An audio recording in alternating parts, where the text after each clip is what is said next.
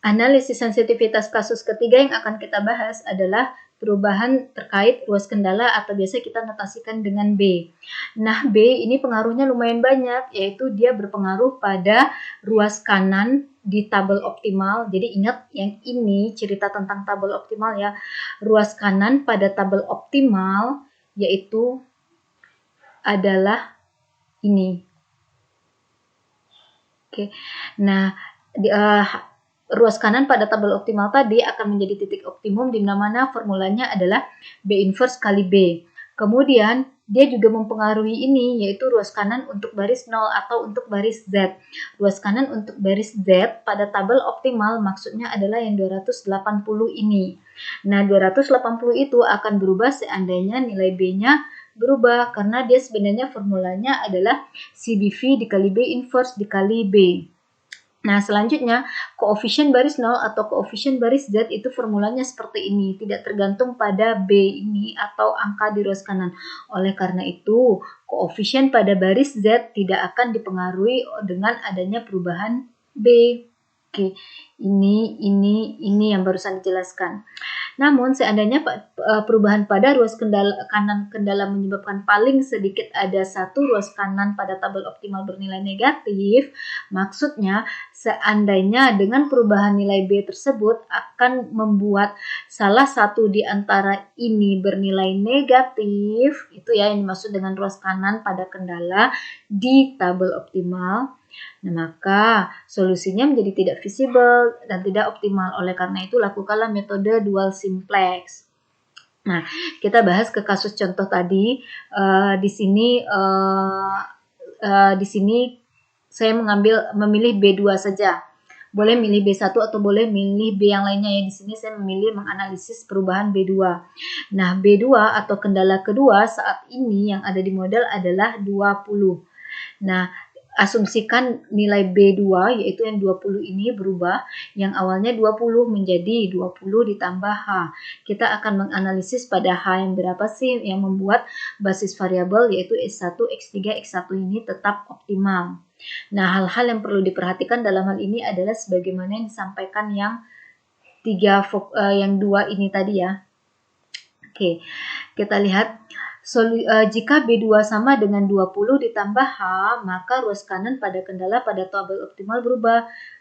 Yang itu kita melakukan menganalisis yang ini atau mengidentify yang ini. B inverse-nya akan tetap karena B itu adalah koefisien dari variabel basis yang ada pada kendala. Sedangkan kita berharap variabel basisnya tetap tidak berubah. Oleh karena itu tentunya matriks B-nya tetap seperti pada contoh sebelumnya dan B inverse juga sama. Yang akan berubah adalah yang B ini saja.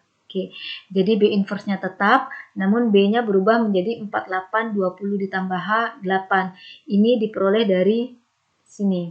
Kan awalnya yang ini yang menjadi B ya, yaitu 48, 20, dan 8. Namun 20 ini berubah menjadi 20 ditambah H. Jadilah ini matriks B-nya. Nah, kalikan inverse dari B ini dengan B kecil ini, jadilah seperti ini. 24 ditambah 2H, 8 ditambah 2H, 2 dikurang 0,5H. Nah, solusi basis akan tetap optimal jika semua variabel basis itu bernilai non-negatif. Maksudnya ini yang nilai 24 tambah 2H, 8 tambah 2H, 2 dikurang 0,5H ini merupakan menggantikan nilai yang ini loh.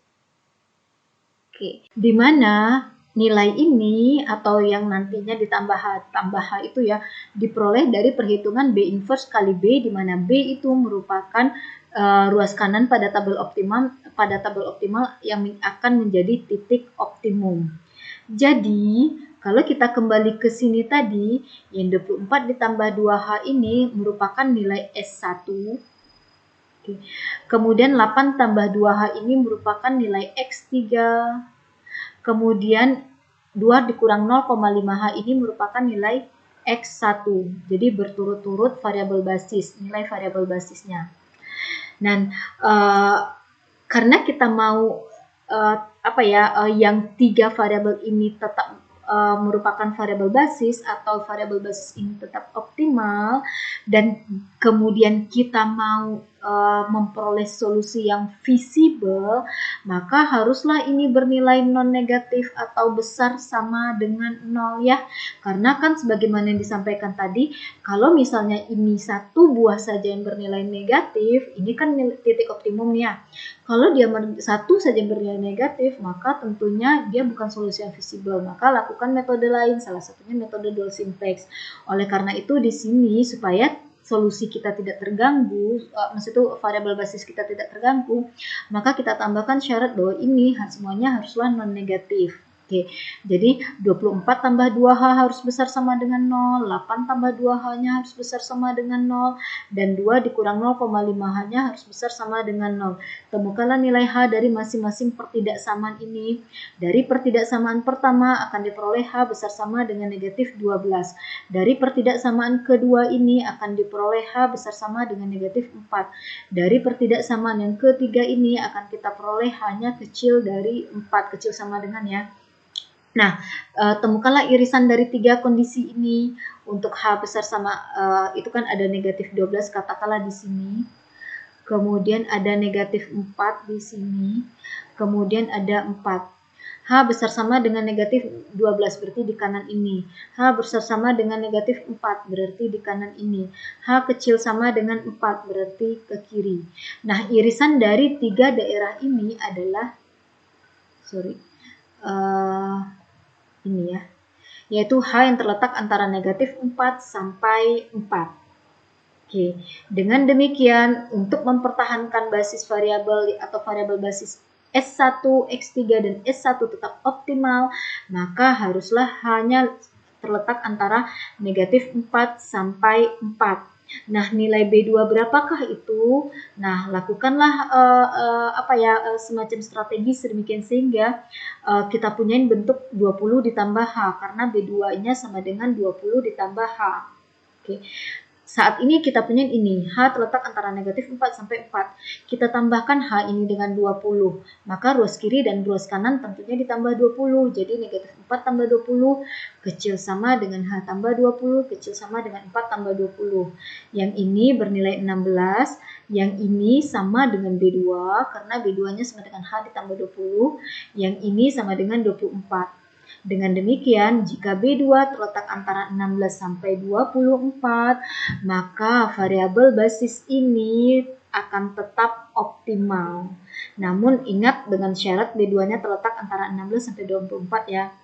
Namun perubahan dari B2 walaupun yang ini tetap berperan sebagai basis variabel, tapi titik optimumnya akan berubah pula.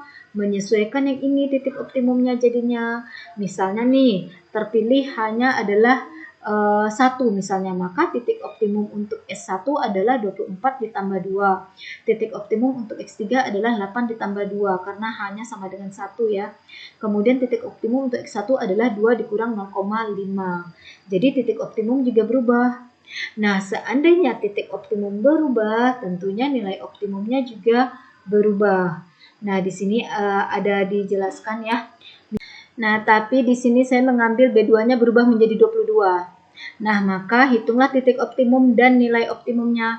Untuk nilai optimumnya yaitu Z itu bisa diperoleh dengan menggunakan rumus ini. Oke, ini adalah nilai ruas kanan untuk baris Z pada tabel optimal yang menjadi nilai tujuan Z. Maka manfaatkan rumus CBV B inverse kali B. CBV-nya tetap dong karena kan koefisien variabel basis tidak berubah di sini. Kemudian ini adalah B inverse-nya dan ini adalah B, di mana yang berubah adalah anggota keduanya ini, B2-nya. Oke, kalikan ketiga buah matriks ini maka akan diperoleh nilai optimumnya adalah 300. Kemudian titik optimumnya juga bisa berubah dengan menggunakan formula ini. Titik optimum yaitu B inverse kali B. Ini B inverse-nya, ini B-nya, di mana B2-nya berubah menjadi ini. Oke. Nah, bisa juga diperhatikan dari sini. Tadi ini negatif 30 ya, saya ubah B2-nya kan berarti yang di baris kedua ini yaitu di sini saya ubah jadi 22. Kita lihat, nah benar kan ya solusi optimumnya menjadi nilai optimumnya 300. Nilai variabel keputusannya adalah secara berturut-turut nilai variabel basisnya 28, 12, 1. Nah sama nih dengan hasil yang kita peroleh ini. Oke, nah di sini ada warning seandainya perubahan B2 bisa menyebabkan proses kendala pada tabel optimal bernilai negatif atau variabel basis negatif, tentunya kan itu tidak visible ya. Maka lakukanlah metode dual simplex untuk menemukan solusinya. Oke, nah jadi cukup pada pertemuan ini kita bahas 3 kasus. By the way, antara kasus pertama, kasus kedua, dan kasus ketiga itu terpisah ya, tidak ada saling keterhubungan, itu cerita masing-masing. Maksudnya, seandainya kita menganalisis tentang perubahan koefisien variabel non basis pada fungsi tujuan, ya lakukanlah analisisnya. Tidak ada hubungan dengan perubahan pada fungsi, tidak ada hubungan dengan perubahan dari variabel basis pada fungsi tujuan. Jadi lakukan masing-masing kasus. Toh mereka tidak terpisah. Ini jenis yang berbeda loh ketiganya. Oke, nah berikutnya.